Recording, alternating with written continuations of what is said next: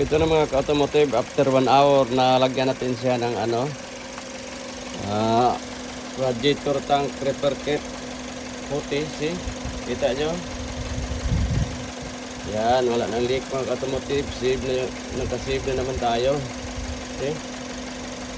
Wala nang leak, kita nyo dito. Akala ko dito yung nag-leak sa gilid, so dito lang pala sa kabila may biyak. See, ito yung nilagyan natin siya. Problem solved mga ka-automotive. Ito, mainit na yung radiator. Inanda natin siya ng mga 40 minutes. As you can see, yun, wala nang tumagas dito. Okay?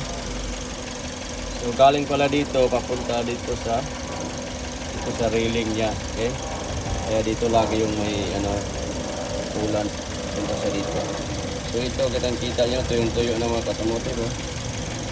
Nakaandar na yan. Pinainit natin.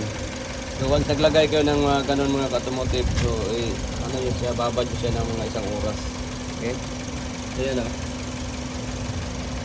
Yan. Okay? Lagyan natin siya. Okay? Kita niyo parang may siya, may knit sa ilalim. So ito yung mga ka-automotive. Okay? So once naglagay kayo ng ganyan, i-ganon nyo, i-press nyo, tapos ito yung ganito, ilagay nyo rin to. Okay? Ito yung parang knit. So once nalagyan nyo siya ng puti dyan, hindi natin napakita kanina. So nagmamadali tayo. Okay? Nagmamadali tayo kasi mainit pa para matuyo siya agad. Okay? So kita nyo yan. Ilagay nyo siya ganon, yung parang screen.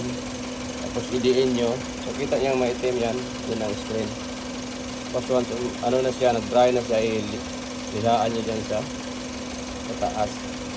Okay? So kita nyo puti-puti na. So problem solved mga ka-automotive. Natipid din naman tayo.